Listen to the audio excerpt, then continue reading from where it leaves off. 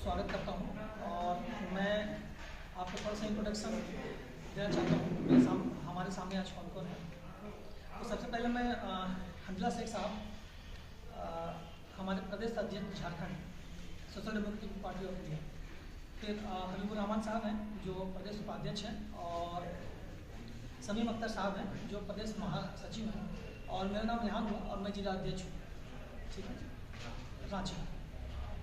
तो इसके बाद मैं आप लोगों से सवाल जवाब करूँगा। मीडिया बंधुओं का हार्दिक स्वागत आज के प्रेस कॉन्फ्रेंस में। Social Democratic Party of India SDPI 20 और 21 जनवरी 2026 को कर्नाटक के मंगलुरु में अपनी 6ठी राष्ट्रीय प्रतिनिधि परिषद NRC का आयोजन करेगी। राष्ट्रीय प्रतिनिधि परिषद पार्टी की सर्वोच्च प्रतिनिधि संस्था है जो संगठनात्मक दिशा और राजनीतिक दृष्टिकोण को तय करने में निर्णायक भूमिका निभाती है। देश भर से 400 से ज़्यादा प्रतिनिधि इस 2 दिवसीय परिषद में भाग लेंगे, जो SDPI की राष्ट्रीय उपस्थिति और लोकतांत्रिक कार्य प्रणाली के प्रति उसकी प्रतिबद्धता को दर्शाता है। NRC के प्रमुख एजेंडों में नए राष्ट्रीय कार्यकारिणी समिति तथा पदाधिकारियों का चुनाव शामिल होगा, जो आगामी कार्यकाल में पार्टी का नेतृत्व करेंगे। परिषद के दौरान पार्टी की संगठनात्मक और राजनीतिक गतिविधियों पर आधारित कार्यकाल रिपोर्ट प्रस्तुत की जाएगी, जिसके बाद विस्तृत चर्चा और विचार विमर्श होगा। बैठक में देश की वर्तमान राजनीतिक स्थिति की व्यापक समीक्षा की जाएगी तथा पार्टी की राजनीतिक रणनीति और भविष्य की दिशा पर मंथन किया जाएगा। इन चर्चाओं का उद्देश्य SDPI के राजनीतिक हस्तक्षेप को सशक्त करना और राष्ट्रीय स्तर पर उनके उद्देश्यों को आगे बढ़ाना है। SDPI 6ठी राष्ट्रीय प्रतिनिधि परिषद को लोकतांत्रिक प्रक्रियाओं, सामाजिक न्याय और समावेशी राजनीति के प्रति अपनी प्रतिबद्धता को और मजबूत करने की दिशा में एक महत्वपूर्ण मील का पत्थर मानती है। ये हमारा जो राष्ट्रीय प्रतिनिधि परिषद है, इसमें हमारे झारखंड के प्रदेश कार्यकारिणी के जितने भी सदस्य हैं, सारे लोग मंगलुरु में जो 20 और 21 जनवरी को जो हमारा प्रतिनिधि परिषद का बैठक है उसमें हिस्सा लेंगे। Social Democratic Party of India Jharkhand Pradesh committee पिछले 3 साल से झारखंड के अलग अलग मुद्दों पर बहुत जबरदस्त ढंग से जनता की आवाज बनकर के उभरी है। चाहे शिक्षा से संबंधित हो, चाहे स्वास्थ्य से संबंधित हो, चाहे बिजली से संबंधित हो, चाहे सड़क से संबंधित हो, या चाहे किसी के साथ जुल्म हुआ हो, किसी के साथ नाइंसाफी हुई हो, किसी की मॉब लिंचिंग हुई हो, ऐसे मुद्दों को Social Democratic Party of India प्रखरता के साथ देश की जनता के बीच उठाती रहती है।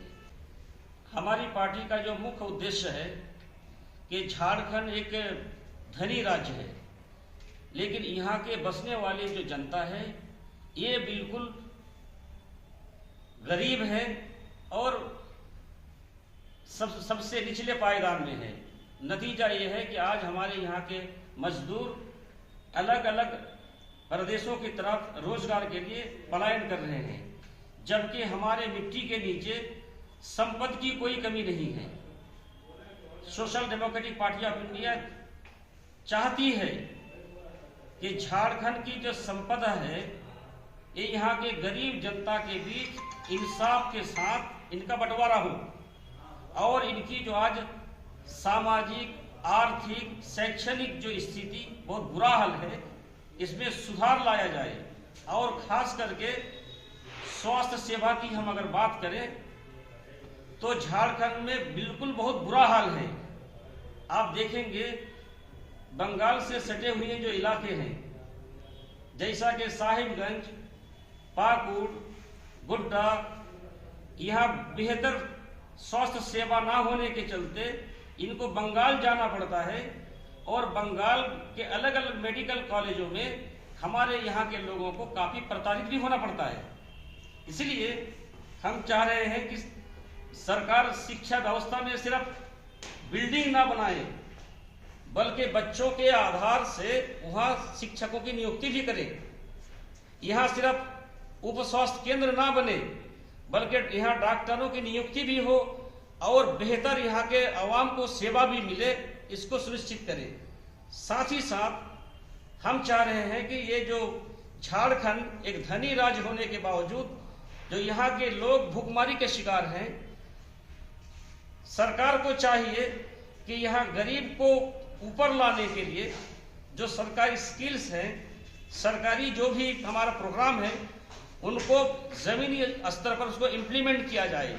और साथ ही साथ आप देखे होंगे पिछले कई साल में झारखंड में एक मॉब लिंचिंग यानी भीड़ द्वारा बहुत से निहत्थे और गरीब लोगों को पीट पीट के हत्या कर दी जाती है। अभी पिछले 8 तारीख को गोड्डा में पप्पू अंसारी जी को कत्ल कर दिया गया। उनके 5 बच्चे हैं, 4 बेटियां और 1 बेटा, लेकिन अब तक सरकारी तौर पर उनको कोई मुआवजा नहीं दिया गया। या वो जो भीड़ तंत्र में जो शामिल जो और भी लोग हैं, अब तक 2 लोगों की गिरफ्तारी हुई, लेकिन वो जो पूरा समूह और गैंग है उनको भी पकड़ा जाए। और झारखंड सरकार को चाहिए उस परिवार को आबाद करने के लिए जो भी सुविधाएं चाहिए, मिसाल के तौर पर उस परिवार को इमीडिएटली मदद की जरूरत है। तो हम सरकार से मांग करते हैं कि ये जो पप्पू अंसारी की परिवार है उनको तुरंत 1 करोड़ का मुआवजा दिया जाए। पप्पू अंसारी के परिवार को बसाने के लिए, उसके लाइफ को आगे चलाने के लिए तत्काल सरकार 1 करोड़ का मुआवजा दे। दूसरा यह है कि पप्पू जी के परिवार में उनकी शिक्षा के आधार पर, उनके शैक्षणिक योग्यता के तौर पर उनके परिवार को कम से कम एक सरकारी नौकरी सुनिश्चित करे। तीसरा यह है कि बच्चियों की शादी ब्याह और उनके बच्चों को आगे बढ़ाने के लिए, उनको आबाद करने के लिए जिन चीजों की आवश्यकता है सरकार इसको सुनिश्चित करे। अंत में हमारे इस प्रदेश में भीड़ तंत्र द्वारा जो ये हत्याएं हो रही है, तो बयान करना भी बहुत मुश्किल है। आंखें निकाल लेना, जुबान काट लेना, पैंट उतार के जो है ना उनको चेकअप करना, ये मुस्लिम है या नहीं है, ये हम समझते हैं कि प्रदेश की माइनॉरिटी को बदनाम करना या प्रदेश की माइनॉरिटी को बिल्कुल जो है ना एक गिरी हुई नजर से देखना और इनको अपमान करना जैसा है। इसलिए हम मीडिया बंधु के माध्यम से हम राज्य सरकार से, हेमंत सोरेन जी के गठबंधन सरकार से हम अपील करते हैं, आप ऐसा कदम उठाइए कि गुंडागर्दी करने वालों को एक ऐसा सजा मिले कि कोई प्रदेश में इस तरह का कोई कांड ना कर सके। साथ ही साथ सबके साथ न्याय हो, सबको बराबर हक मिले और सबको इंसाफ मिले और सारे लोग यहाँ खुशहाल जिए, कोई किसी पर जुल्म ना करे, ऐसा एक प्रदेश विकसित हो, इस बात की हम उम्मीद रखते हैं। एनआरसी का जहां तक मुद्दा है, राष्ट्रीय स्तर पर हम चाहेंगे कि देश की जनता को ये सुनिश्चित कराया जाए कि आपकी जो नागरिकता है वो छीनी नहीं जाएगी, बल्कि आप इस देश के नागरिक हैं। इनको नागरिक बनाने के लिए क्या क्या सरकारी द्वारा जो है ना कदम उठाना चाहिए, वो सरकार को सुनिश्चित करना चाहिए। झारखंड प्रदेश कार्यकारिणी की बैठक में ये निकाय चुनाव को लेकर के इस पर हमारा तफसील से चर्चा हुआ है और हम मंथन कर रहे हैं कि अच्छे कैंडिडेट जो जनहित के मुद्दों को लेकर के सड़क से लेकर सदन तक मुद्दों को उठा सके और लोगों को जिन चीज़ों की आवश्यकता है इन चीज़ों को सुनिश्चित करने के लिए ऐसे जनप्रतिनिधियों को सामने लाया जाए जो दबे कुचले वंचित वर्ग और पिछड़े पायदान में बसने वाले लोगों की उत्थान के लिए, उनके न्याय के लिए, उनको इंसाफ दिलाने के लिए काम करे और आवाज बने। ऐसे लोगों को सामने लाने का हम प्रयास करें।